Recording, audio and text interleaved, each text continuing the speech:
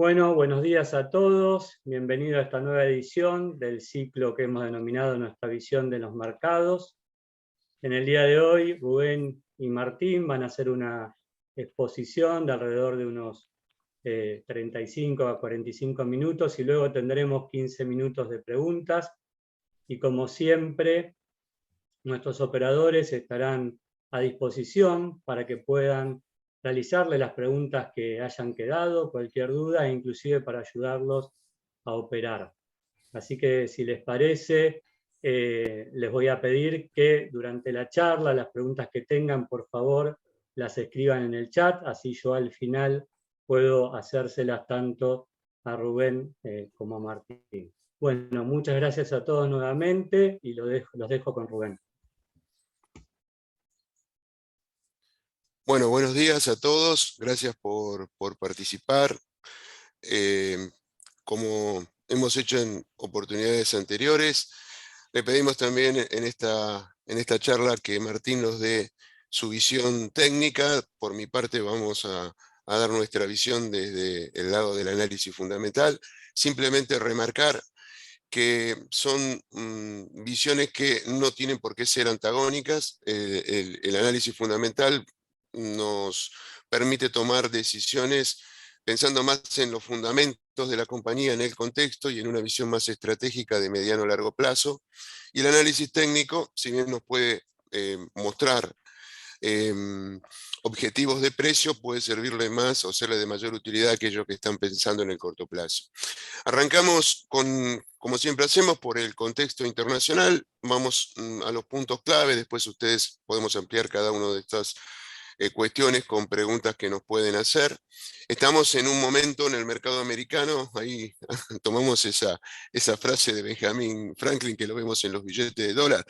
La desconfianza y la cautela son los padres de la seguridad. ¿Por qué esto? Porque estamos en un contexto internacional, básicamente mercado americano. Ustedes que operan desde Argentina a través del OCDR, obviamente todo esto les interesa y mucho, en un marco donde hay ciertas incertidumbres a las cuales me quiero referir. Pasemos a la primera placa y vamos a ver básicamente los dos elementos, en realidad son tres, después vamos a referirnos al tercero, los dos elementos que más preocupación están generando en el mercado. Ahí ponemos cuál es el virus más peligroso para el mercado.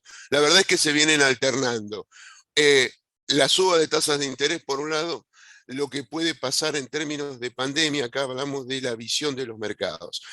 Siempre decimos que el problema que tenemos quienes participamos en mercados es que tenemos que tomar decisiones todos los días, aun cuando todavía no tenemos certeza de cuál es la profundidad, cuál es la virulencia que tiene esta nueva cepa de coronavirus que apareció como un rayo el día de Acción de Gracias en Estados Unidos, justo después del Día de Acción de Gracias de Estados Unidos, cuando habitualmente, estadísticamente, se inicia el rally de Navidad para el mercado americano. Bueno, ese día estallaban las noticias de esta nueva cepa y ese día se profundizó una baja, una baja realmente significativa. Por suerte fue un viernes, el mercado americano operaba media rueda, que en Argentina muchos lo recordarán porque fue el día que el Merval cayó un poco más del 5%, venía de un día anterior con una suba de poco menos del 1%, o más o menos por ahí. El tema es que en visión de mercado, ¿qué es lo que nos interesa conocer? La magnitud, la importancia que tiene este nuevo virus en cuanto a la posible apertura o cierre de las economías nuevamente. Obviamente, lo que nos interesa mucho es si las vacunas que hay en este momento aprobadas o nuevas que están por salir pueden ser efectivas para inmunizar este virus. La verdad es que todavía no hay tanta información, no hay todavía una información claramente disponible que nos pueda afirmar con certeza si esto es efectivo o no. Hay algunos desarrollos, hay algunas vacunas que se conocieron en Gran Bretaña, que parecen ser efectivas. Pfizer ha hablado sobre la tercera dosis con un alto grado de efectividad. De hecho, esto ha repercutido en el precio de las acciones en el mercado. Y hay algunas otras que están en desarrollo, el caso de Moderna, pero la verdad es que todavía no tenemos la certeza. Hoy por hoy, pareciera ser que es un virus que tiene mayor posibilidad de contagio, es más virulento en este sentido, pero tal vez los efectos sean menos mortales.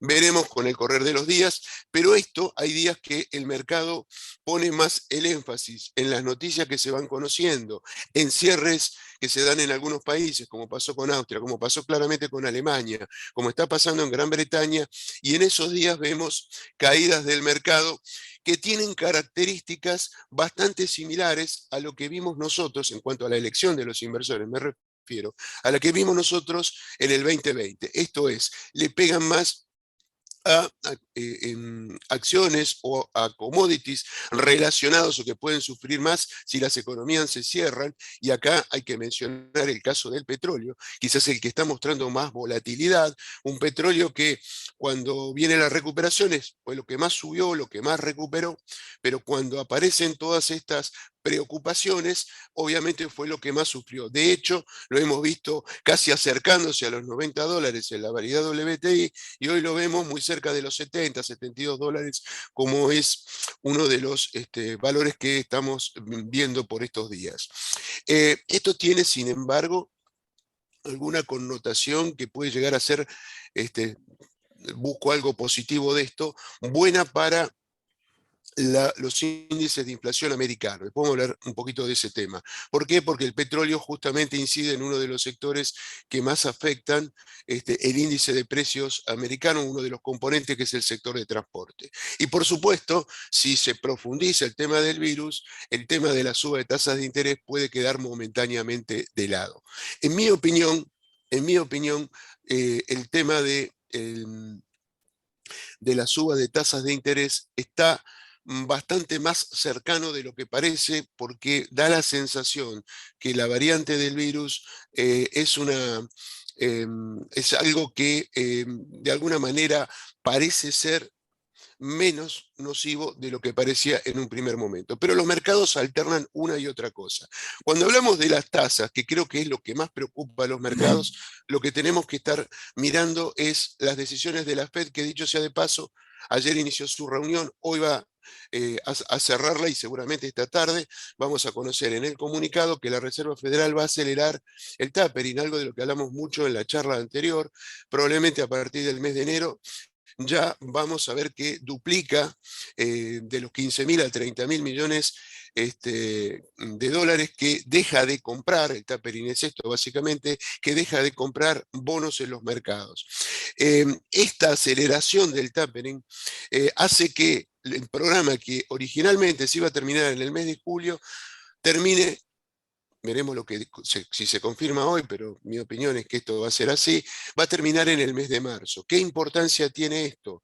Que queda libre el camino después de esto para un proceso de suba de tasas de interés, el tightening, como lo llaman los americanos. Es muy probable.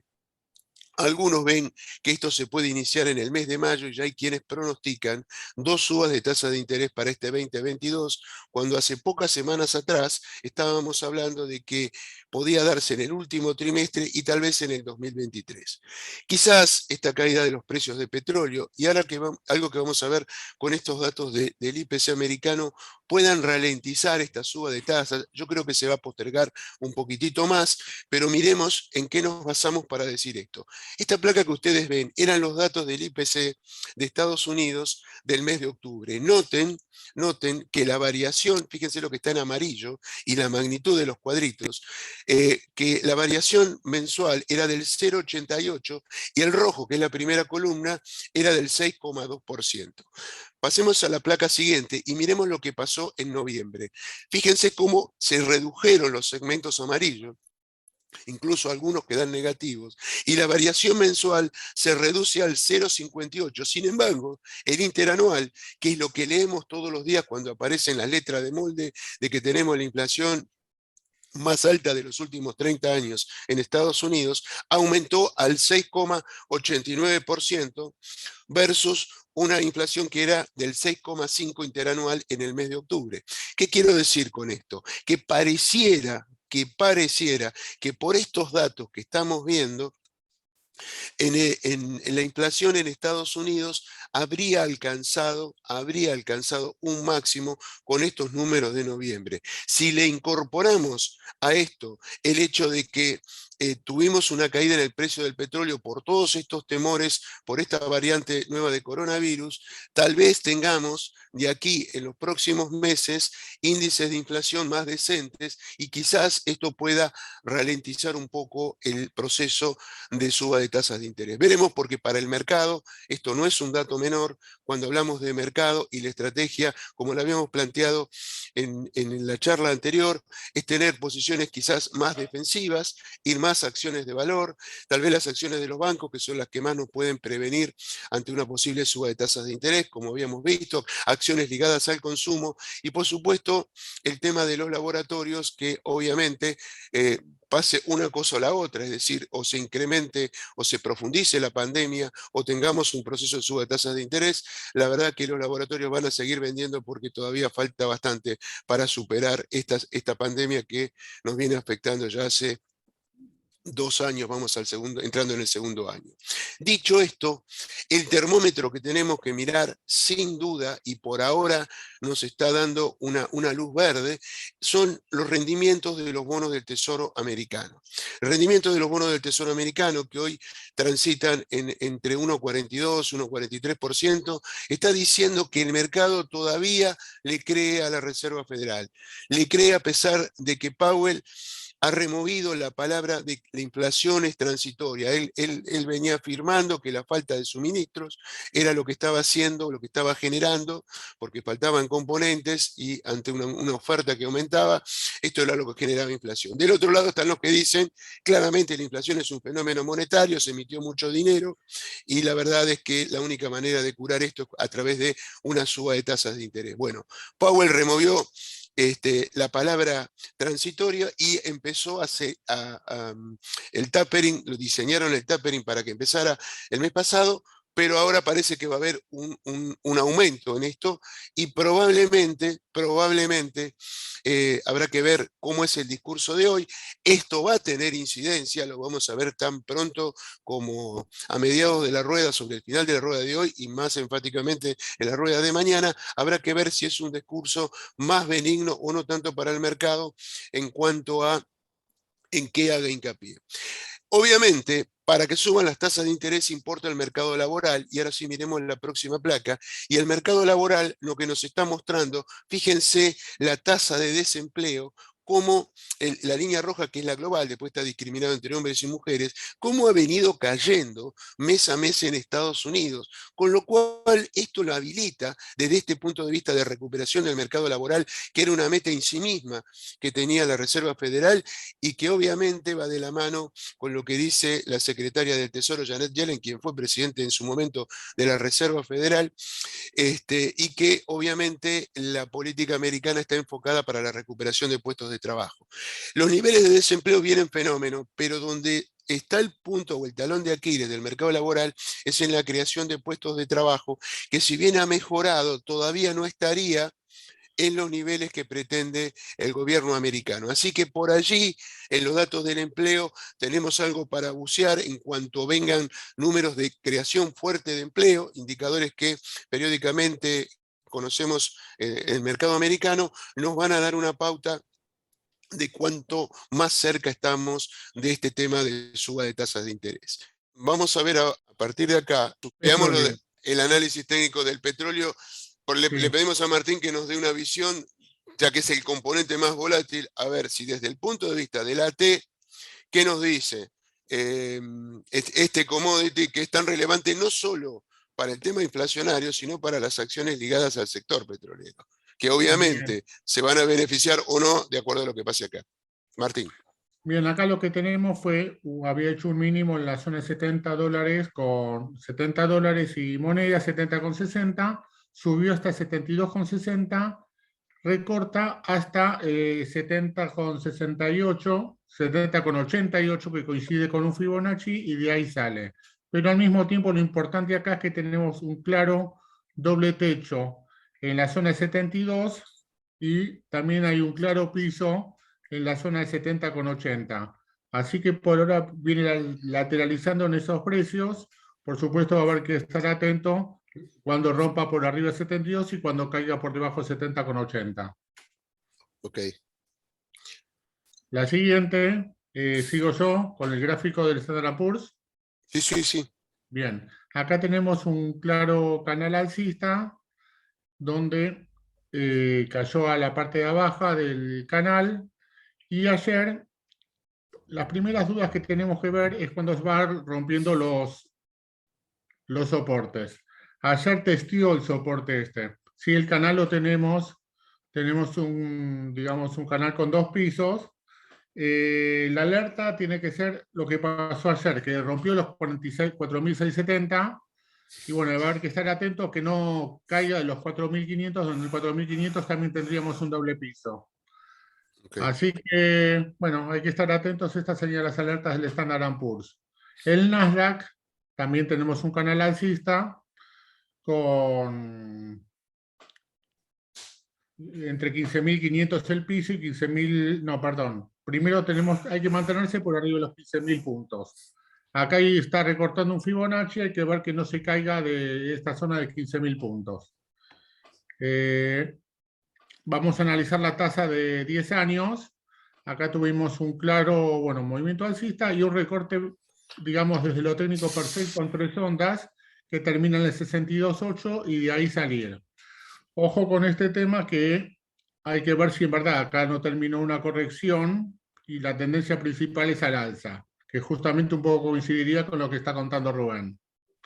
En este caso, si quieren, se hago rápidamente un objetivo, que si la tasa se movió en valores de por debajo 1.10 a 1.70, subió 60 centavos, 0,6%, el próximo movimiento podría llevarnos a la zona de 1,90. ¿Seguimos, Rubén? Bien, sí, sí. Bueno, un poco para cerrar el comentario que tiene que ver con esto del mercado americano, hay que decir que la economía americana está muy robusta, que el bache que se produjo en el tercer trimestre, todos los datos macro que se van conociendo están hablando de recuperación. Y esto, de alguna manera, se refleja en los índices del mercado americano. Es cierto que según estemos en un escenario o en el otro, si recrudece el tema de la pandemia, las acciones de tecnología van a ser beneficiadas, porque eso fue un poco lo que nos mostró la experiencia del 2020, en la medida en que esto del virus se vaya diluyendo, que las vacunas muestren su posibilidad de inmunizarlo, las acciones de valor y quizás aquellas más defensivas pueden ser la mejor alternativa, por aquello de que aquí el tema de la suba de tasas de interés impacta más en un sector tecnológico que ha subido mucho y que puede tener que necesariamente tener algún tipo de corrección. Esos son básicamente los dos escenarios y son los dos riesgos. Yo le hablaba de un tercero, y el tercero, y lo puse allí para monitorear, viene del lado de China, de vuelta el tema de Evergrande. ¿Y por qué ponemos esto? Porque la Reserva Federal, cuando hizo el comentario relacionado con las variables del mes de noviembre, habló del riesgo de contagio que podría venir por el lado de China. Ustedes saben que toda la información que viene de China es bastante opaca, pero la verdad es que los números asustan. El jueves salió la agencia Fitch a hablar de este tema, y los números que tenemos en esta placa simplemente son una síntesis de lo que estamos hablando: una deuda de 300.000 millones de dólares, 200.000 empleados y un riesgo de incumplimiento de 1.200 millones de dólares según Fitch a esta altura del campeonato. Así que se imaginan ustedes, esperemos que esto quede acotado. Es cierto que hubo medidas del regulador en China que están tratando de encorsetar este problema, pero no podemos dejar de tenerlo allí como una cosa a mirar. Así que esos son básicamente, en nuestra visión, los tres riesgos que tenemos. Pasemos básicamente a dos activos. No tenemos mucho tiempo, por eso vamos a mencionarlos, que creemos que tienen valor. Obviamente acá no estamos hablando del día a día, sino que fueron noticias desde la última presentación que nosotros hicimos hasta hoy, que es el caso que se conoció hace pocos días de Intel, que van a sacar una nueva compañía. No es nueva compañía, es una compañía que ellos tienen, que es Mobileye, que es una empresa que es la joyita que tiene la compañía, que la van a empezar, la idea es que empiece a cotizar en mercados a mediados del 2022, la van a monetizar, Intel va a seguir teniendo el control de la compañía, y básicamente se habla de una cantidad muy significativa, todavía no sacaron cuáles van a ser los valores. Mobileye fabrica chip y software que funcionan con sensores para permitir que los vehículos manejen más funciones de conducción con el objetivo final de reemplazar a los humanos. Obviamente todo el tema que tiene que ver con los automóviles eléctricos, donde Tesla hizo punta, también Apple está sacando su auto eléctrico, y ahora esto que cuando se conoció hizo que las acciones de Intel tuvieran un salto del 11%. ¿Por qué mencionamos Intel en forma repetitiva? Porque vemos estas cosas, le vemos valor a la compañía, no agarró la suba que tuvieron básicamente sus competidores, que obviamente le ganaron franja de mercado, y tiene múltiplos muy bajos. Para hacer una comparación, hace muy pocos días veíamos, por ejemplo, Nvidia, que es una excelente compañía con ganancias crecientes, todo lo que busca un inversor, pero que tiene, por ejemplo, una relación precio-utilidad del 100 contra un Intel que no llega a 10. Obviamente hay toda una explicación de por qué se dan estas condiciones. Lo que nosotros estamos viendo es que si se da un escenario de estrés que pueden pegar a la tecnología, las que no subieron, que encima manejan o que pueden mejorar sus resultados, y acá hay algunos argumentos, este es uno de ellos. Hay un nuevo CEO en la compañía que este año la está revolucionando y creemos que va a tener un excelente 2022, y además que tiene una buena política de dividendos. Así que la marco porque creo que puede llegar a ser una de las perritas a futuro. Y la otra, pasame la placa Martín, tiene que ver con una empresa que es argentina, que es Vista, que la semana pasada fue bastante noticia en los medios porque hizo el Investor Day, el Día del Inversor. Aquí tienen ustedes, después lo pueden revivir estos videos y lo pueden ver con tranquilidad, donde ahí anotamos una serie de datos de la compañía que me parecen muy interesantes. Yo remarco el crecimiento del EBITDA, que me parece realmente muy significativo en todas las proyecciones que hizo la gente de Galucho hasta el 2026, el crecimiento de las ventas, el volumen de exportaciones que tienen proyectado, en una acción que cuando uno mira los reportes internacionales, la mayoría de los analistas, lo que menos le están dando, están viendo un target de $12 para una acción que cotiza entre 5 y 6 dólares, está oscilando en esos valores. Es una manera de invertir en vaca muerta, sin estar en YPF con toda la presencia estatal, y bueno, no me dan los tiempos para comentar el tema de YPF, pero en Vista creo que una de las cosas, de los valores agregados que un inversor tiene que tener, es el management que tiene. Así que mirando de reojo también lo que pasa con el precio del petróleo, porque obviamente es una empresa que está ligada al sector, creo que la posibilidad de crecimiento que tiene no la tienen muchas otras compañías, no solo en el plano local, sino también en el plano internacional. Pasame la placa siguiente, Martín. Perdón por la velocidad, pero queremos cumplir con los horarios. Y acá en el contexto local queremos hablar bastante de Argentina hoy. Ponemos lo esencial, es invisible a los ojos por todo lo que se está hablando de la negociación con el Fondo Monetario Internacional. Lo que sabemos es lo que leemos en los títulos de los diarios, lo que vemos en la televisión, las declaraciones que hay, pero la verdad es que las negociaciones son secretas. Nosotros hay montones de cosas que no conocemos, pero hay algunas cosas que podemos extractar de los comunicados del Fondo Monetario Internacional y ver qué implicancia pueden tener, no solo en el mercado, sino en nuestra vida diaria. Básicamente, esto es un breve resumen de algo que el fondo comunicó después de una semana de negociaciones con la parte técnica, que fue, no la política, la semana anterior a los Estados Unidos. Creemos que, la verdad, no veo el acuerdo en el mes de diciembre, me parece que esto va a salir en el verano. Tampoco creo que se pueda hacer un plan en muy poco tiempo, cuando antes decíamos que no hay plan, y menos un plan quinquenal, pero creo que todos tenemos la conciencia, nuestros políticos también, de que acá hay que tratar de lograr por lo menos algo que pueda generar al menos una hoja de ruta, por lo menos hasta el 2023, ojalá que se consiga y ojalá que pueda llegar a Argentina a lograr un acuerdo con el FMI. La verdad es que lo que van a esperar los mercados, lo que sería un acuerdo con un plan perfectamente diseñado, Me parece que los tiempos no nos dan para hacer ese tipo de cosas, pero tampoco nos dan para que no hagamos absolutamente nada. Así que seguramente vamos a tener, como ahora vamos a ver la situación de bonos y acciones locales, un avión que se va a estar manejando en zona de turbulencias hasta que esto se conozca, y luego, a favor de los precios tan,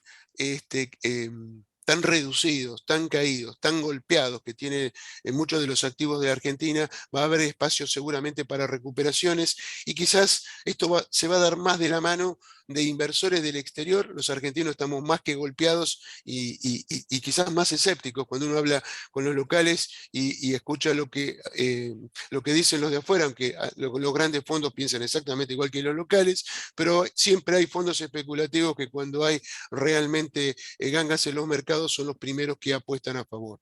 De la declaración del Fondo Monetario Internacional, la reducción del financiamiento monetario del déficit fiscal, lo que quiere acá el fondo es que básicamente de ese déficit la parte que se financia con emisión se reduzca. Aquí es donde viene parte de la discusión con el equipo económico. El equipo económico quiere que esa reducción sea lenta. ¿Qué quiere decir que sea lenta? De ahí seguramente viene lo del plan quinquenal. Si la reducción es lenta, lo que dicen en economía es que la reducción del gasto va a ser más reducida, le suena la palabra ajuste, el ajuste no se va a ver tanto como un ajuste, y esperan que con una mayor recaudación ese déficit se vaya reduciendo a lo largo del tiempo. Si el fondo exige que esto sea más gradual, bueno, entonces ahí vamos a ver un poco más de ruido, y ahí es donde está, en mi opinión, la discusión de todo este tipo de problemas, porque después hay que vender todo esto políticamente. Una novedad, que en realidad no es una novedad, sino que ahora sale a la luz, y todos sabemos que el fondo iba a pedir cosas como esta, es que pide que las tasas de interés sean positivas en términos reales.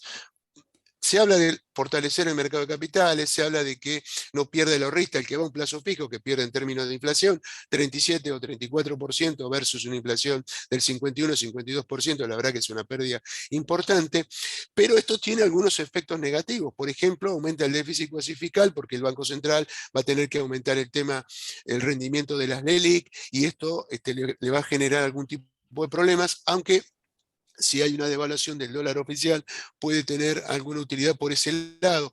Pero de todas maneras, el tema de la tasa de interés es un tema que se va a tener que negociar, es un tema que viene, y acá lo que habrá que discutir es cuál es la magnitud y cómo lo van graduando. Atención, que esto en el mercado de bonos, sobre todo en los bonos que tienen tasa fija, no los que tienen tasa Badlar, pero los que tienen tasa fija, puede implicar una mayor tasa de interés, una caída en el precio de los bonos. No tiene nada que ver con los bonos ajustados por inflación ni con los bonos dólar link. Hablo de los bonos que tienen tasa fija. El tema de la reducción de la brecha cambiaria, bueno, acá la pregunta es cómo. Obviamente, cuando se habla de reducción de la brecha cambiaria es de abajo para arriba. Esto no quiere decir que el dólar de arriba se quede fijo, pero lo que quiere decir que los movimientos converjan a una tasa, a una brecha menor. Hay algunas consultoras que están hablando de un proyectado de una brecha que se reduzca al 75%. Esto quiere decir que se acelera más el de abajo y que el de arriba sube un poquito menos. De hecho, el dólar de arriba, el dólar libre, el contado con liqui, el MEP, llámenlo como quieran, ha tenido una evolución bastante importante en los últimos años. No fue así en el 2021 porque la inflación le ganó, pero tiene un colchón más que significativo desde el 18 para acá. Y finalmente, el otro punto que apareció en ese comunicado del Fondo Monetario es coordinación de precios y salarios. Ustedes ven que empieza a aparecer un lenguaje similar a algunas declaraciones del ministro Guzmán, por lo cual uno supone que en esa negociación que hay entablada con la gente del Fondo Monetario Internacional hay bastante puntos que se van acercando, cuando todavía faltan definir cosas, y el aspecto político tiene mucho que ver. Algunas cosas que quiero mencionar acá y que tienen que ver con el tema de la reducción del financiamiento. Se presentó el presupuesto esta semana. Ustedes saben que hay una proyectado de inflación del 33%. Obviamente todos sabemos, basta mirar las metas de los principales economistas de la Citi, que lo hacen en la encuesta en el RIM del Banco Central, y que hablan de cifras muchísimo más elevadas. ¿Qué hay detrás de todo esto? Bueno, obviamente el gobierno sabe perfectamente, no es que lo va a decir públicamente, pero cuando cuando sube la inflación, hay muchos impuestos que están ligados al consumo, que van a crecer muy por encima de lo que está proyectado en ese presupuesto. Si yo proyecté una meta de inflación más baja, impuestos como el IVA, que en el presupuesto están proyectados un crecimiento del 42,5%, bueno, si el IVA va a crecer más, es un poco por inflación y otro poco por aumento de nivel de actividad. Si crece más de ese nivel, lo que lo supera impositivamente, la recaudación queda a criterio del gobierno, es libre disponibilidad y el gobierno lo puede manejar a su antojo. Esto es lo que hay detrás de metas de inflación baja. La verdad, el gobierno es uno de los ganadores con la inflación porque recauda más impuestos, porque licúa gastos, y de hecho cuando hablamos de la LELIQ, que son un tema preocupante, pero la verdad es que también se están licuando en términos de inflación. Otras cosas que quiero comentarle con respecto al presupuesto, lo pueden ver página 21 del presupuesto, está específicamente cuánto están proyectando de crecimiento de cada impuesto. Algunas cositas que me preocuparon, el impuesto a los bienes personales, no sé con qué se vendan, me imagino que debe tener que ver con la no actualización en función de la inflación de los mínimos no imponibles. Es una manera de recaudar más sin meter un nuevo impuesto. Ya lo vimos en el pasado con el tema de impuesto a las ganancias, se suben los mínimos imponibles menos que la inflación y aparece más gente pagando. Con bienes personales puede pasar exactamente lo mismo, y ahí había un crecimiento proyectado en ese presupuesto de 57-59% en bienes personales. Y lo que más me llamó la atención es el impuesto país, ese que pagamos cuando van a comprar los dólares a la casa de cambio, los famosos $200, y también algunos cargos con tarjeta de crédito que se paga el impuesto país. Es el impuesto que el gobierno está proyectando, según lo que publicaron en el presupuesto, mayor crecimiento, 79%. En mi opinión, ahí lo que están metiendo es lo que ellos realmente están proyectando de devaluación del dólar oficial. Atención con esto, salvo que empiecen a abrir, piensen en abrir el cepo y que más gente pueda comprar dólares, pero la realidad es que están proyectando ahí un crecimiento importante del dólar oficial. Atención entonces con el tema de los dólar link, que pasan a ser una alternativa más que interesante en un contexto como esto. Dicho por cifras oficiales, que reitero, si ustedes lo quieren ver, proyecto de presupuesto, se puede bajar por internet, es todo un PowerPoint, en la página 21 están todos estos datos. Vamos a la siguiente placa, Martín. Bueno, estamos en un rodrigazo, son preguntas que nosotros nos podemos hacer, muchos economistas hablan de este tipo de cosas. El rodrigazo fue algo que estalló en el año 1975 con Celestino Rodrigo.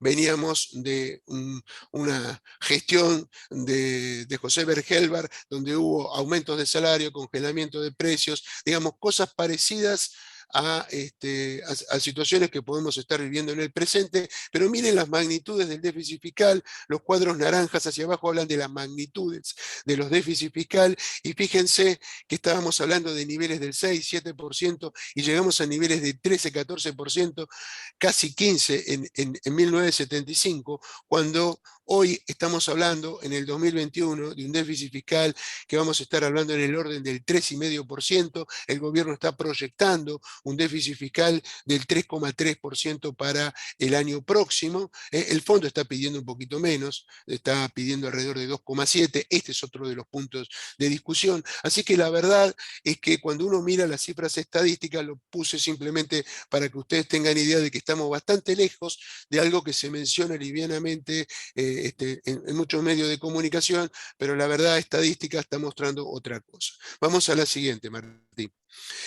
Acá me meto con los bonos argentinos. Esto es simplemente un llamado de atención para que ustedes puedan ver de qué estamos hablando. Acá estamos viendo el rendimiento, la tasa de retorno que tienen los bonos argentinos. Lo que están, los redondeles verdes son la legislación argentina, los celestes son legislación extranjera, y noten que los bonos que vencen más rápido, el 29, el 30, tienen tasa de retorno más elevada. Es lo que decimos nosotros, la curva está invertida. Cuando la curva está invertida, lo que me está diciendo es que el mercado está viendo un riesgo de default cercano. Este riesgo de default cercano, si el mercado tiene razón, está de alguna manera generando esta situación que tal vez una refinanciación de la deuda con el Fondo Monetario Internacional pueda variar de alguna manera. Pero yo acá lo que quiero mostrarles y hacerlos pensar es lo que viene en la placa siguiente. Adelante, Martín. Miren esto. Esto básicamente es la diferencia en BPS quiere decir Basic Point. 100 Basic Point es un 1%. Lo que ustedes ven en esas líneas azules es la diferencia entre lo que rinde un bono argentino versus un bono que tiene esas calificaciones. La calificación A es la mejor y obviamente la triple C es los bonos que están en default. Un bono argentino hoy está rindiendo 786 puntos básicos más que el promedio, estamos hablando de promedios, de bonos de países que tienen la calificación triple C. El país que nos sigue, para que ustedes tengan una idea, es El Salvador. Salvador tiene rendimientos menores que la Argentina. ¿Qué quiero decir con esto? Que ya la paliza nos ha llevado al quinto subsuelo, que ya tenemos metidos en los precios todos los peores escenarios y como dicen algunos, estamos afuera de todo, estamos afuera de los mercados. Esto está reflejado en precios. Por eso hoy la pregunta no es cuánto más pueden bajar, hoy la pregunta es, pero esto, ¿cuánto se puede revertir? Porque cuando uno mira estos, cuando mira los números, una cosa es la sensación térmica, una cosa es la sensación de mercado, pero nosotros también tenemos que mirar cifras, también tenemos que mirar números y también tenemos comparación con otros países. No somos el ombligo del mundo. Y cuando uno ve países que están en ese grupo de triple C, se da cuenta de que, bueno, bonos argentinos me parece que cayeron demasiado. Esto no quiere decir que vayan a subir mañana, pero empiezan a tentar algunos fondos especulativos que vimos algún movimiento cuando estuvieron en la zona de los $30, incluso marginalmente por debajo de eso. Ahora, vamos al último gráfico de bonos, pásamelo Martín, y esto es lo que nos marca ¿qué pasaría? ¿Cómo recupero? Yo lo hice en alguna de las charlas, creo que fue en la primera con números. Acá lo estamos mostrando en función del rendimiento, el cash flow que cobraría con cada bono, si lo tengo en cartera a medida que va transcurriendo el tiempo. El eje horizontal son los años. Y si ustedes se fijan, los bonos que tienen que ver con el contrato del 2005, el 38 y el 41, son los que hasta el 2024, si yo los tengo en cartera, los que me van a recuperar más cash flow. Pero a partir del 24, si no se produce ahí un evento de default, paréntesis, yo creo que salvo que se nos complique mucho con el fondo, que no podamos estirar los vencimientos, me parece muy difícil de que vayamos a un default tan pronto como el 2024. Cierro paréntesis. Si pasamos el 24, son los bonos que justamente los que hoy tienen el mayor rendimiento, el 29 y el 30, fíjense cómo crece la curva a partir del 24 y en el 26 prácticamente recuperé el total de la inversión, de acuerdo al precio que tienen en el mercado hoy. Dicho esto, creo que tenemos un análisis técnico de los bonos de la paridad y te cedo la palabra, Martín. Sí, bueno, acá tenemos el bono L30, la versión en dólares, de haber llegado a $50, bajó al lateralizar en casi todo lo que fue de este año a valores entre 35 y $38, salvo últimamente donde se cayó bruscamente a los $30 y ahora parece volver al mismo rango entre 35 y $38. Ok. Bueno, lo que tenemos acá, esto cortesía de Esteban Domecq, uno de los jóvenes economistas que para mí, en mi opinión, tiene mucho futuro. Cuando siempre lo pongo nos metemos en mercado de acciones, este es un Merval en dólares constantes de octubre del 2021. Simplemente lo que quiero mostrar acá, fíjense las flechas verdes y las flechas rojas, la magnitud de las caídas en dólares, esto es en dólares, y también la magnitud de las recuperaciones en dólares. La segunda cosa que quiero que vean es que el Merval hizo un tope, un máximo, en el 2007, gobierno de Néstor Kirchner, todavía era presidente Néstor Kirchner, y hizo un máximo en el 2011, gobierno de Cristina Kirchner, y por supuesto, en enero del 2018, lo que fue hasta ahora el máximo del índice Merval histórico en dólares, con el gobierno del ingeniero Macri.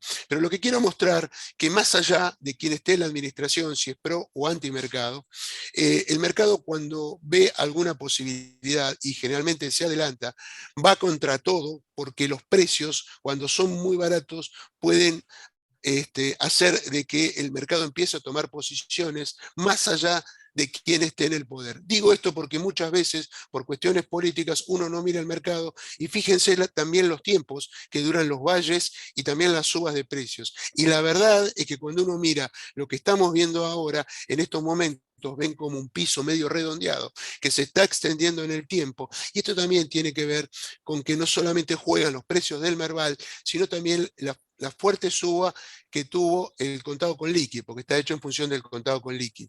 Entonces acá tenemos dos impactos. Uno, la caída que había tenido el mercado argentino, y dos, la suba que tuvo el dólar. Ojo que si el mercado se quedara constante en pesos y el dólar empieza a caer, veríamos que la curva empieza a subir.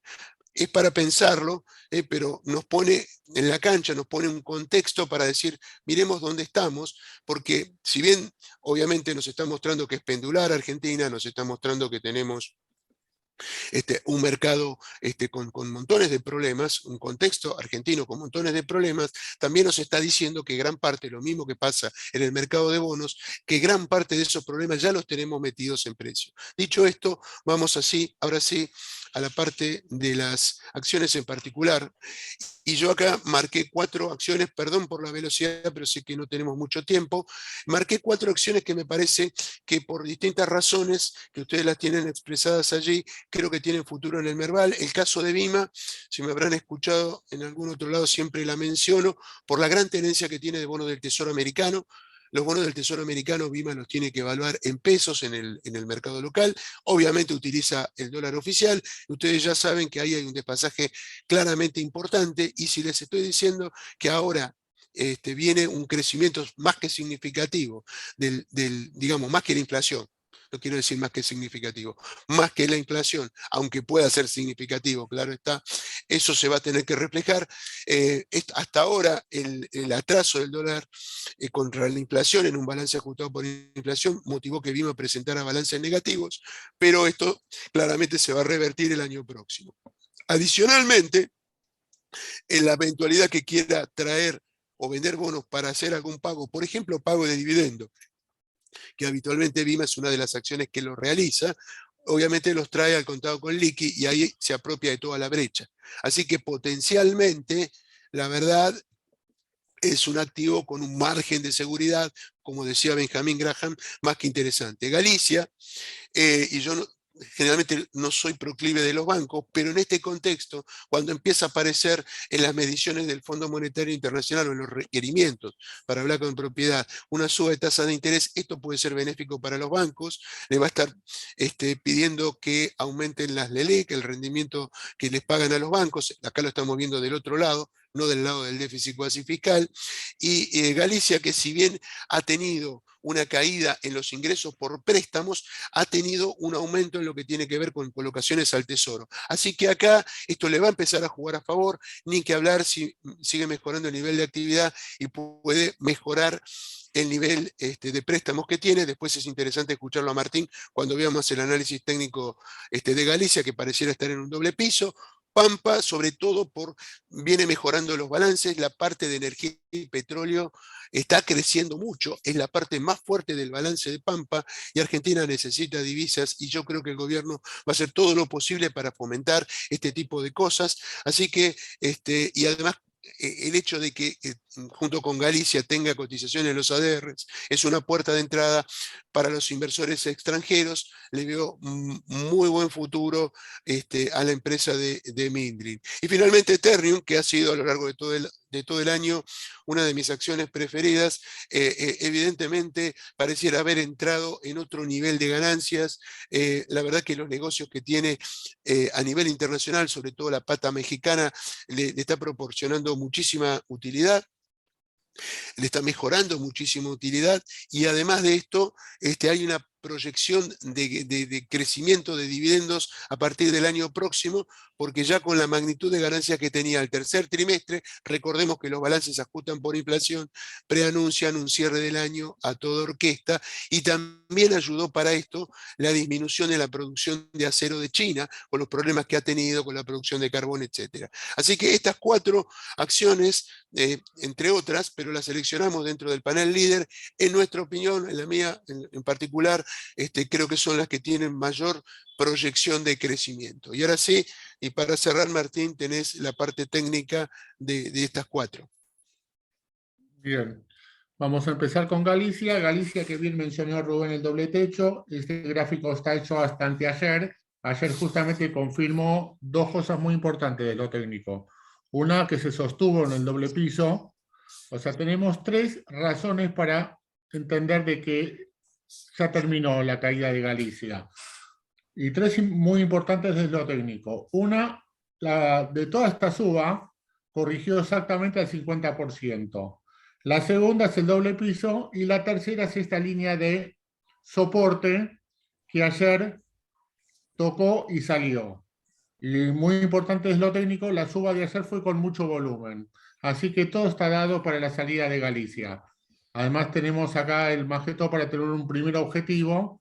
Tenemos, si este fue el soporte, tenemos la línea paralela que forma el canal con un objetivo de 240 y después 260 pesos. Bueno, hay otros estudios que me marcan lo mismo. Vima tenemos un claro canal que se fue formando con piso ahora en 800, techo 950, pero rompió el canal. La primera caída da la sensación de que acá puede ser un ABC, donde acá tuvimos la A, se formó la B, y podría llegar una C que coincida con lo que antes era el techo del canal, y esto ser como piso. Seguimos con Pampa, un claro canal entre 145 de piso y 170 de techo. Vamos a ver cómo sigue.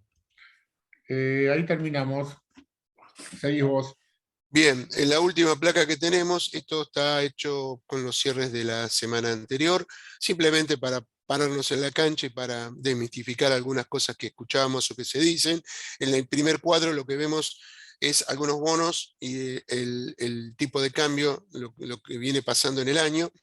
El TX24, un bono ajustable por ser, fíjense que en el año subió más del 68%, claramente le ganó a la inflación. Hay otros bonos ajustables que también tienen rendimientos parecidos. Y miren lo que pasó con los distintos tipos de dólares alternativos. El CDR, el dólar CDR 46%, el MEP 40%. Creo que con la caída que tuvimos esta semana están un poquito más abajo.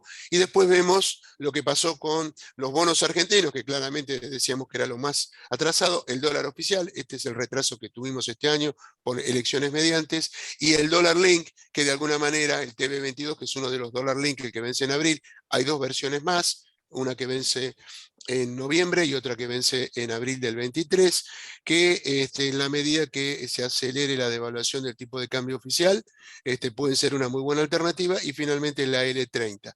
Del otro lado, lo que quería mostrar es cómo algunas acciones argentinas, no todas, algunas acciones argentinas, por eso a mí me gusta bastante seleccionar, le han peleado algunas de las que son emblemáticas de Estados Unidos. Lo vemos a través del comportamiento de CDR, ahí está metido también el precio del dólar, son las que están en rojo, y Ternium subió un poquito más que Google y que Tesla. Aluar también ha tenido una suba interesante. Aluar, que no la he mencionado, es aluminio más tipo de cambio.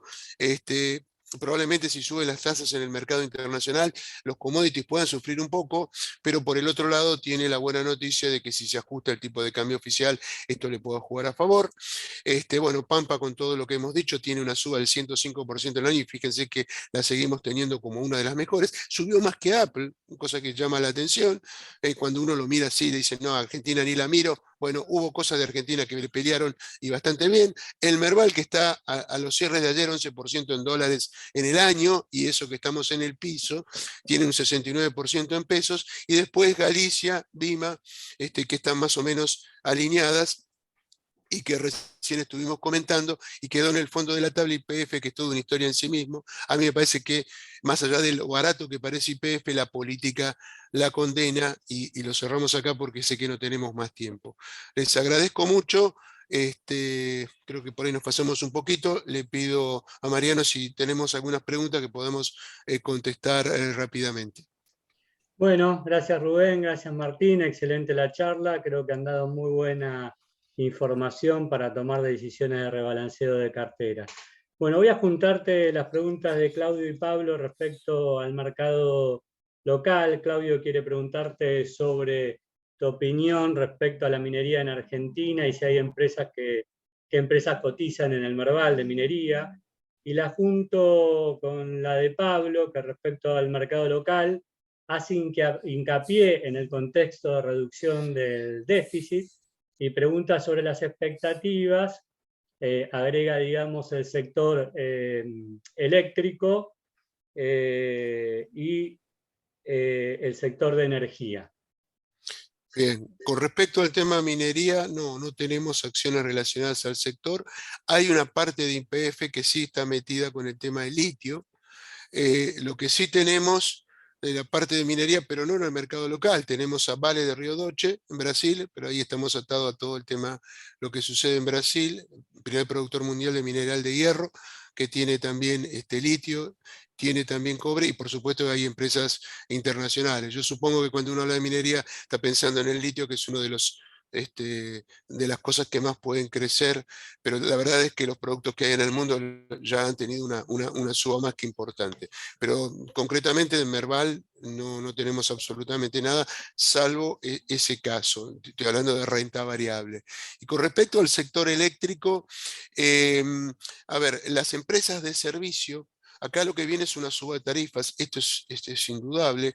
Esto va a tener que afectar prácticamente a todas las compañías, es decir, no solo las generadoras, sino también a las distribuidoras y a las empresas de transmisión. Estoy hablando de Transener, las transportadoras, porque también acá tenemos las gasíferas. El punto es, yo creo que algo le van a tener que dar a las empresas, pero cuando hablamos de reducción de subsidios, hablamos de lo que el Estado les proporciona a las compañías. Entonces los aumentos que se van a dar, que se van a tratar de segmentar, porque yo creo que acá va a haber un sector, ayer lo escuchaba, o mejor dicho leía, gente relacionada al sector del lado gubernamental, que dicen que ya tienen relevado el 80% del padrón de los usuarios y que en enero van a estar dando los anuncios, seguramente van a dejar pasar las fiestas. Y lo que hay que ver, lo que hay que separar para no llevarse malas o cometer errores es cuánto va para la compañía, cuánto va para mejorar la rentabilidad de la compañía y cuánto va a ir para reducir el subsidio estatal. No todo es rentabilidad de las compañías. Y yo creo que este gobierno no lo veo muy proclive a mejorar la rentabilidad de las compañías. Por eso me gustó el tema de Pampa, porque hay parte de lo que hace que es crecientemente exportador. Esa es mi opinión. Yo sé que hay una gran cantidad de analistas que están poniendo el hincapié en empresas generadoras, el caso de Central Puerto, algunas muy bien manejadas como las transportadoras de gas, sobre todo transportadoras de gas del sur, porque básicamente no tienen deuda, han reducido mucho, tienen un buen cash flow, pero el problema es la rentabilidad. En la medida en que tengamos más información de que va a mejorar la rentabilidad de las compañías, hay muchas que están haciendo planes nuevos, esto obviamente va a ser un driver muy a favor de esas compañías. Pero hoy por hoy yo me quedo con el caso de Pampa dentro de ese sector, un poco por esto que estoy explicando. Bueno, gracias Rubén. Pablo nos pregunta también con respecto a los mercados externos, este tema de que en los índices generalmente hay unas pocas empresas que concentran un peso importante en los índices, ¿no? Es cierto. Entonces, pone un ejemplo en el Nasdaq, de las empresas que están por debajo de su media de 200, pero la pregunta básicamente es cómo incorporar en el análisis esta distorsión que genera el índice, ¿no? En el índice. Es cierto, hoy los índices americanos están mostrando más que nada a las empresas de gran capitalización, y hubo, sobre todo en el Nasdaq, una caída muy significativa de empresas pequeñas y medianas.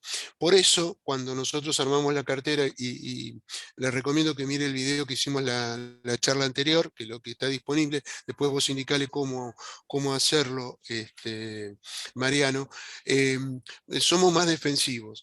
De hecho, hay acciones de gran capitalización que no han sufrido tampoco en sus rentabilidades tanto como algunas de estas empresas que han caído de precios. Hay empresas como Apple, por ejemplo, empresas de gran capitalización, si las hay, o Microsoft, que vienen mejorando su productividad, y en el caso de Apple, en el trimestre anterior, por ejemplo, habían tenido, si bien un buen trimestral, habían sufrido un poco por el tema de la faltante de suministros, cosa que la empresa ya informó que lo vienen subsanando, y además anunciaron todo este tema del auto eléctrico, que bueno, es una historia nueva que se abre para la compañía. Así que yo creo que las grandes compañías, algunas de gran capitalización, creo que no todas, porque algunas se fueron al demonio con los múltiplos, tienen argumentos para pelear los precios que tienen. Por eso somos conservadores dentro de lo que es la toma de riesgos. Entonces vamos o elegimos empresas que tengan argumentos y que no tengan múltiplos tan elevados, medidos por las utilidades que tienen o por las utilidades esperadas de esas compañías.